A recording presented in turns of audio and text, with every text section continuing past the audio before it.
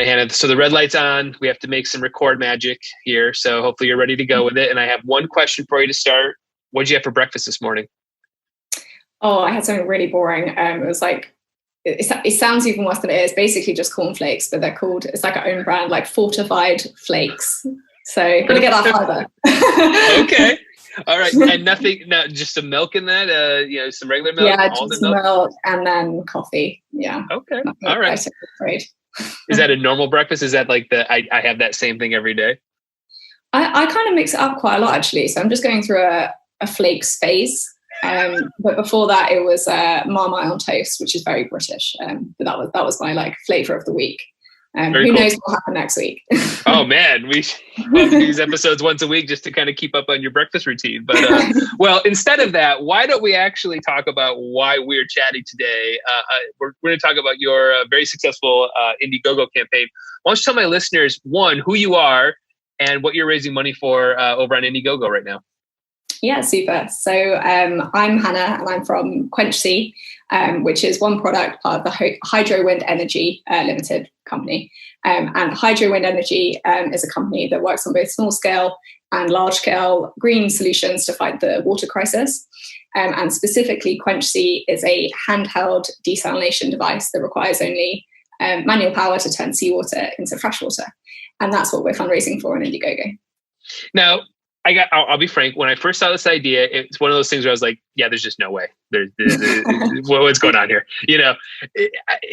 Am I nuts on that? Is that how most people see it? Because I mean, I see it do it. The page looks great. You're funding. You're doing well, but it almost seems like it's a little bit of fairy taleism. Like, what? So like, what's going on, and where did this idea sort of come from? Yeah, that's totally understandable, and we've definitely had that reaction. I think ultimately that reaction is because it does sound too good to be true. Like it's incredibly innovative, but really, actually, what's happened is that reverse osmosis technology and reverse osmosis filters are not new technology, but the price has significantly decreased over the last kind of 5 years. So we're really just coming at a point where those filters are more accessible. And so because of that, we're the first ones to take this technology and make it more accessible and more low cost. And specifically, we decided to use that technology for a handheld device so they could be distributed to those in need very quickly. Right. So yeah, so I can completely understand that reaction.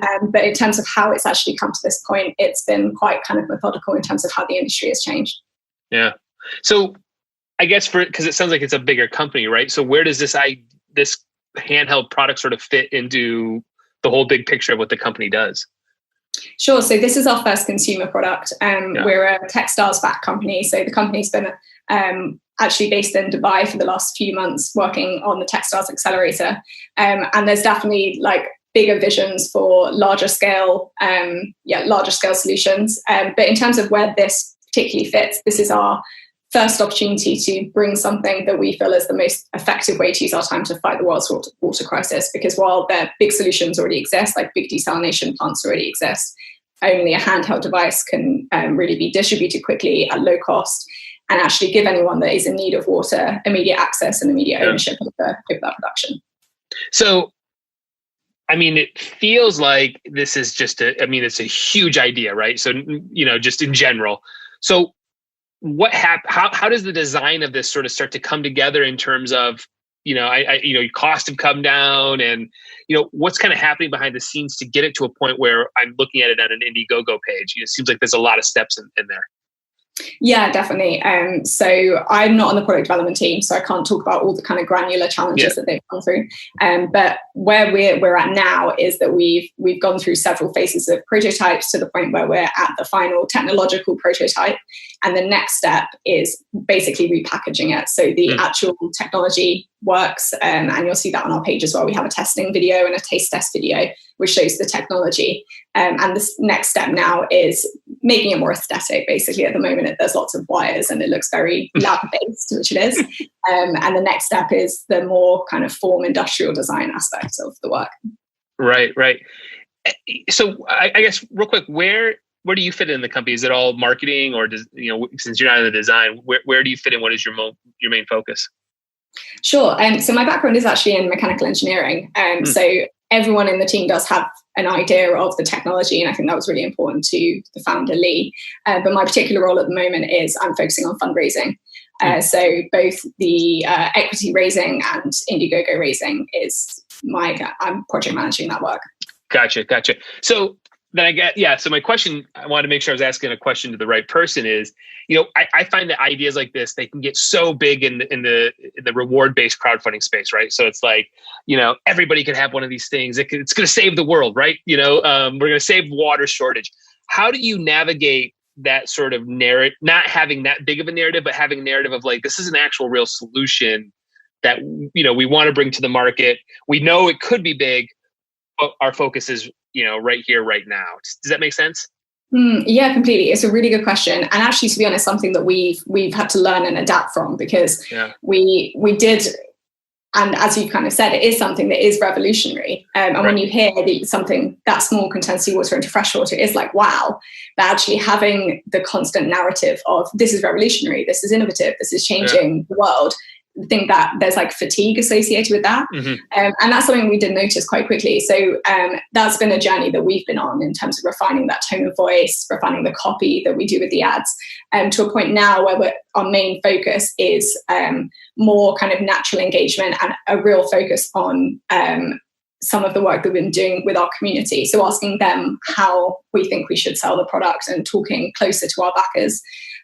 So the ways we're doing that, we've got our mailing list that we've been building, and we've been using that to ask for feedback. And we also have a private Facebook group as well.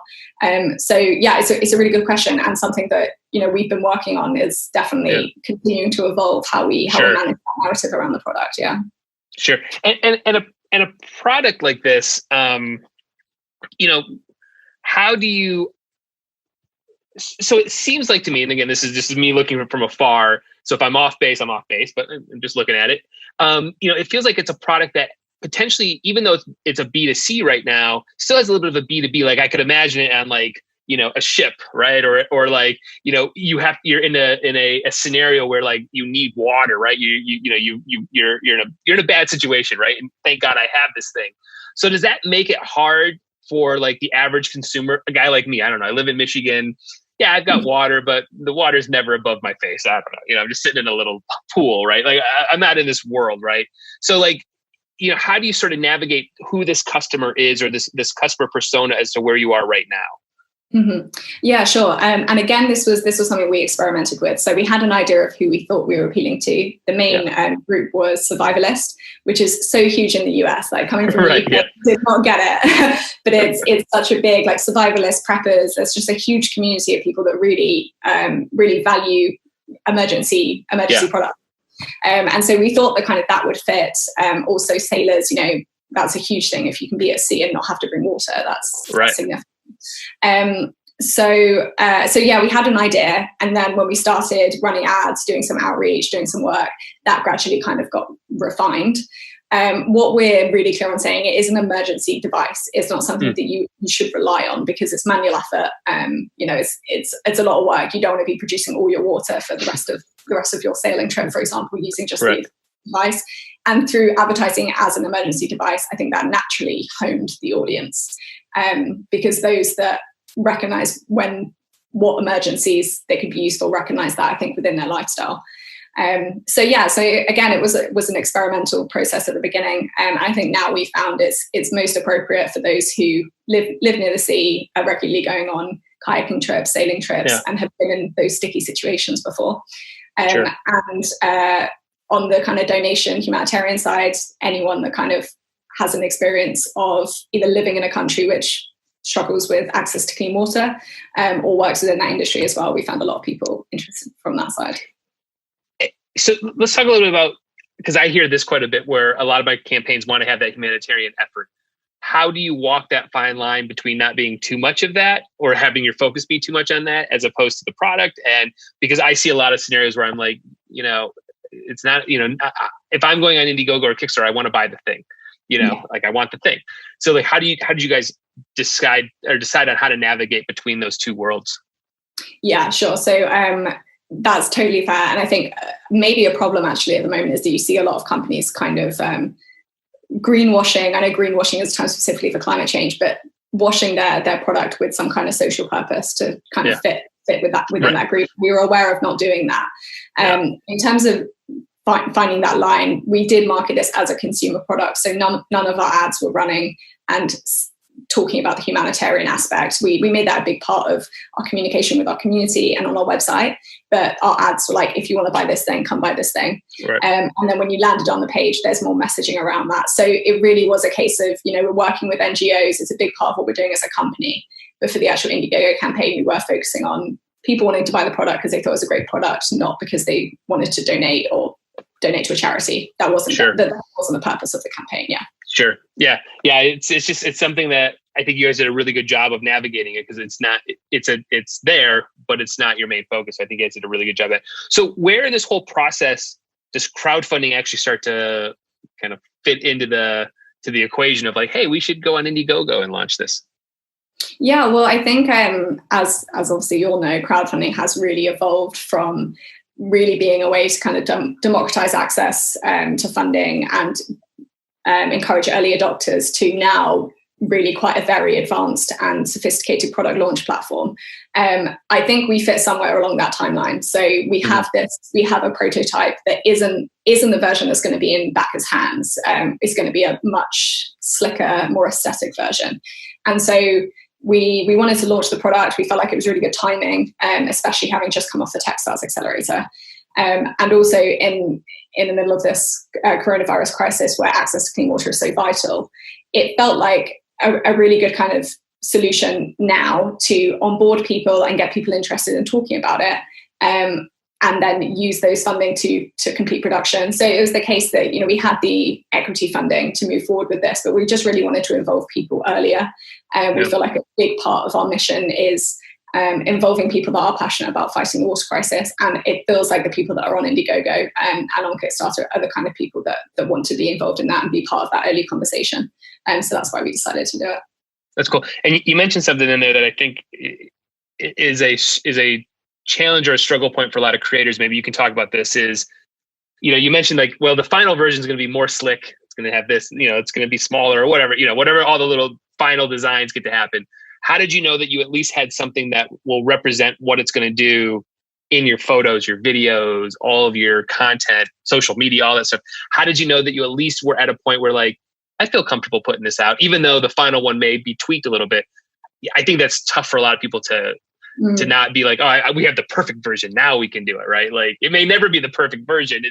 So how did you just know to like start pushing it out there, Yeah, that's a really good question. And that's definitely not an easy decision to make as a creator. I completely understand why people might hold off. I think the biggest thing is we knew we had validation. So we had a third party come into our lab and test it and say like, yes, this does everything it's supposed to. We did kind of our taste test video where we literally had someone take seawater and then drink it a few moments later. So we felt like we had those validation mechanisms to ensure that, first of all, be completely transparent about the state of the product development. And then we also had a design timeline and a manufacturing timeline to show the final product. So it was really a case of timing for us in terms of the industry was really vital. And I think we had a window there to act within. And then once we had the validation content, it just felt like the right time. And we were getting that messaging from our audience as well. So it's a combination of us creating the right content that we felt was the right content, and then also getting that feedback from our community at feeling like the right time to launch. Sure. How long of a time frame are we talking from concept to where we are right now? Sure. So the final concept for Quenchy was around, let me make sure I'm getting this right. So it was coming into the beginning of this year. It was the kind of the dirty prototype. It's like, I think that's a very harsh word considering what it was doing. And then the final kind of slick prototype was ready at the beginning of spring. And since then, it's now got to the point where the prototype was the one that we wanted to share with the world and raise from. That's cool. So as a team, what was the thing that was keeping everybody up at night the most? Was there one thing that you guys are just really like, this needs to happen, Yeah, I think you touched on it at the beginning, really. This is the first time we've really kind of pushed the product, pushed the team, been very open with what we were doing. And because it was this innovative product, and because people have been burnt on crowdfunding before, we were getting the comments that was like, this is a scam, this is too good to be true. And those are really hard to process, especially, and I think our head of digital strategy, Mo, he was definitely more level-headed than me, because I think you take everything very personally. And he was really good at responding and saying like, yeah, we get we understand why you're saying this. Here's our testing video.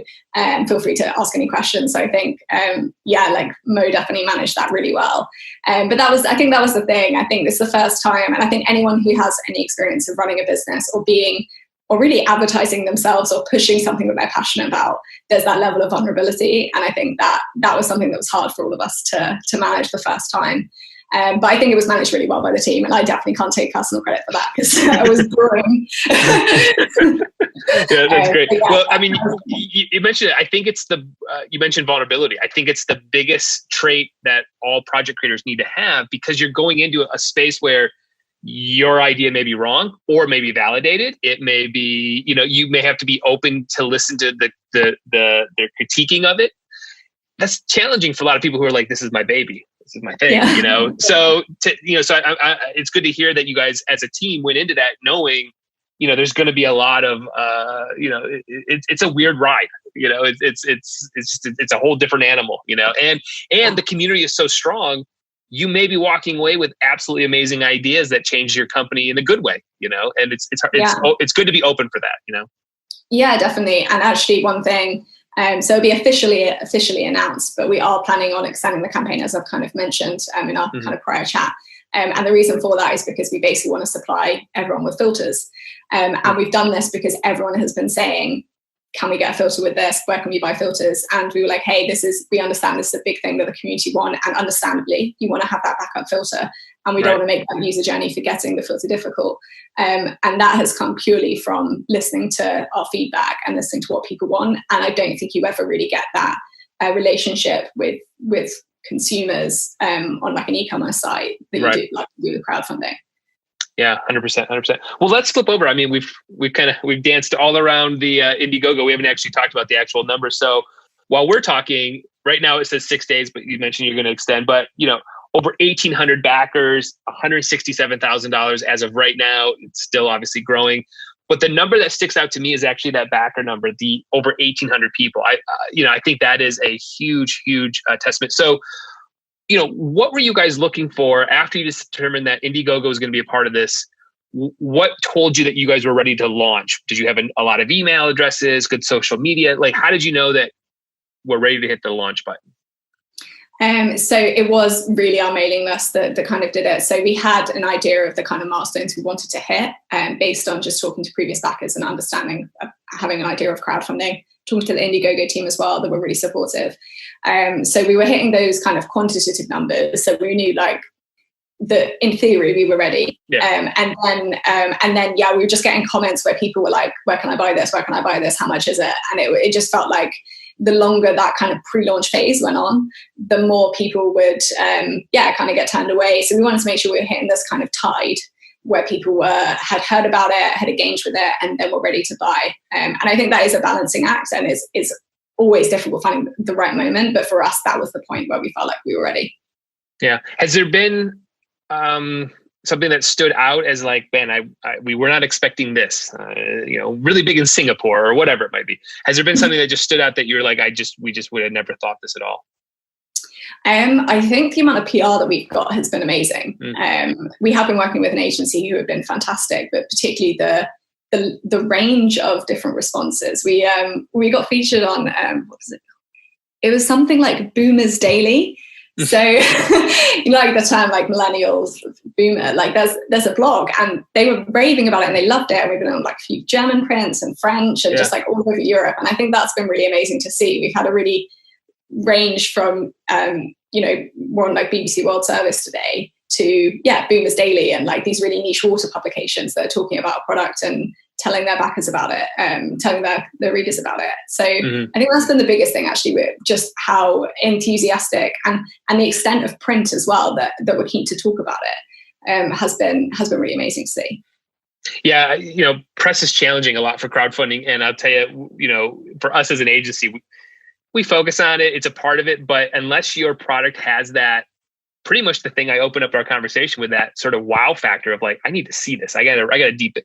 That's what gets pressed. That's really what moves the needle. If you've got something that just, it's a crowdfunding campaign, Yeah.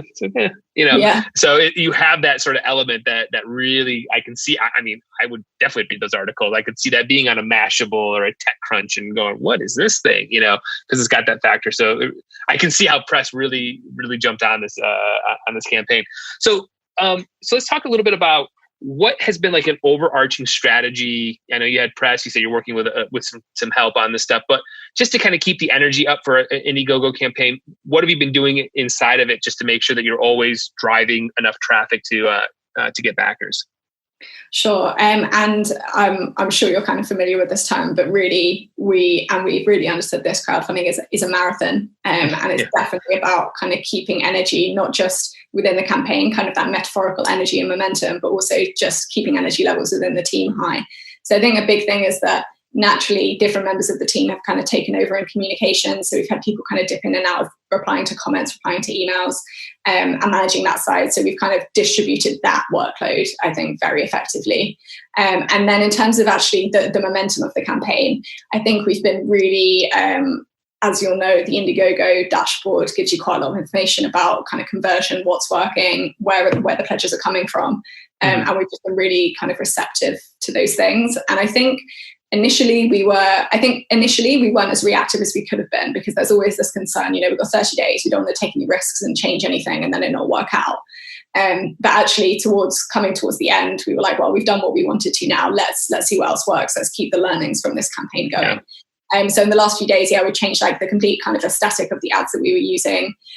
We've done more, we're using Kick Booster, and I've done some outreach to actual boosters and saying like, what do you think we could do? Let's get your feedback, and just basically more talking. So I think that's been a big thing. There's been like the kind of big things like the ads and press, and thinking about the messaging and whether we need to change that. But also just kind of getting really into the details, talking to people that have backed or talking to people that haven't yet backed and asking them what they think we can do to change. So I think if there's a way I would summarize how we've kept momentum, it's giving ourselves complete visibility over what backers are thinking, what potential backers are thinking, and what the wide audience is thinking. Yeah, that's great advice. So after the money starts dropping or this campaign kind of closes up, what starts to happen on your guys' end to get these into backers' hands? Sure. So as I've kind of mentioned, the inner workings of the product is ready. It's just not looking very pretty. So the next step is a big thing is certification of the product, which we'll be getting. And then the focus is on form design, finding the best design for the outside of it, testing that specifically. Testing how the design feels for users in terms of use, and then just doing lots and lots of rigorous testing. So the February delivery date is February 2021. That's definitely giving a lot of leeway, I think, because of the current situation and the fact that not all team members are in Dubai, including myself. Right. So there was inefficiencies associated with that. But we think we're aiming to deliver before there, definitely. And the vast majority of product development is going to be testing. Just refining really the design that we already have. Gotcha. Does a product like this, so here in the States, we have like the FDA, does a product like this have to qualify for anything like that in terms of like it meets some standard or anything because it's water and drinking and filtering? Like, is there anything like that you have to go through? So I think there'll be someone in the product development team that would give a better answer to this. But my understanding is that in order to say that you have cleaned water in any way, it has to be below a certain TDS. And so that's what we have to make sure it is. And I believe that's part of the certification process. Gotcha. Make sure we're able to sell it as it is. Yeah, that's just, I don't know, something that's popped in my head because you are, filtering. So I was wondering what the certification or what the lawyer language on the box has to say, that type of stuff. No, definitely. There's also patents that have been filed with that in mind as well. Right. So I'm definitely sure that you definitely can't say like, here's a pot of water, you can definitely drink it. Right. Yeah. That's cool. That's cool. So I guess for you guys as a company, we've kind of talked about maybe what this next year might look like. How about a 5-year picture? Like what does this look like for you guys, this product in particular, and just kind of as a whole? Sure. So I think the focus for QuenchC, and we've made kind of big pledges, humanitarian pledges, and the campaign is very much part of that, buy one, donate one. So a big part of the journey with QuenchC over the next 5 years is, to be honest, vastly associated with that humanitarian aspect. So once the product development is done and the kind of consumer marketing side is delivered, the main focus will be on partnering with our NGOs, expanding the number of NGOs we're working with, and really distributing them as quick as possible. And this was really the design for QuenchC. The innovation in terms of the filters, it's the actual technology is not the innovation, it's the packaging of the innovation.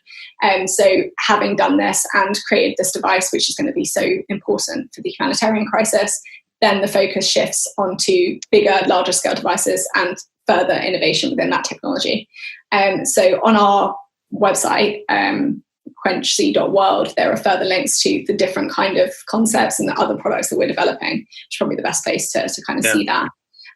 But yeah, I think within water in general, and even specifically within the ocean, there's still so much potential, and the technology is rapidly changing and evolving. So really, as a company, the focus is going to be on looking at other ways, other innovations that we can support beyond kind of QuenchC. Yeah. Is there a government play in this for you guys in terms of a hurricane strikes, and it's like we have FEMA here in the States of we ordered 50,000 of these things, they all have to go to Florida, or whatever it is. Is that like a part of where you guys see your roadmap going, something along those lines? That I think that definitely, those operations and who manages those operations are of course vital to any kind of humanitarian relief. I think in terms of our role with any of those kind of emergency crisis situations, we would work with our NGOs. So we wouldn't I don't think we would directly work with governments managing crises. It would be through the NGOs that have a lot more experience kind of managing that. But definitely we obviously want QuenchC, if it's going to be useful in a situation, to be able to be provided quickly. Sure. Awesome. Well, I've been asking everybody at the end of my interview, since we've all been locked in, a few questions that aren't about crowdfunding. So if you're game, I can shoot them at you if you're ready. Yeah, go for it. Okay. So what have you been watching on the old Netflix or the Hulu or whatever streaming channel you got? So I just started watching Queer Eye, kind of half an hour ago. So I've enjoyed the first 20 minutes, but the jury's still out. I haven't seen enough of it. The big one I've been watching is the Fargo TV series. I haven't yet seen the film, but I started watching TV series. Very good. The TV series is amazing. Yes. Good. So I think there's 3 seasons of that. So hold on, they are all very, very, very good. And what's interesting about the Queer Eye is I actually I do a lot of coaching for startups, and I tell a lot of people go watch that, because there's such a lot of it is about self-esteem, business, and presenting yourself. And I'm always if you're going to do crowdfunding, watch this. You've got to present yourself. You've got to go out and talk, right? Do stuff like we're doing right now. It's a big part of it. So that's great. How about books? You reading any books right now? I have to say, I think a lot of people have had this transition in lockdown, where at the beginning I was reading a book every few days. I was making banana bread. I was going on runs. And then I really stagnated. I think since it's extended longer than maybe a lot of people thought, the routine hasn't been as strong. But recently I have started reading again and got kind of back into being a bookworm. I'm reading a fiction at the moment, Where the Crawdads Sing. Okay. I can't remember where I actually discovered it, but I've got into fiction recently, so not probably your listeners not the most interested, but in terms of some really good books I have read in lockdown, big one was Rest. That was really good. It's very similar to, I don't know if you've read Why We Sleep by Matthew Walker.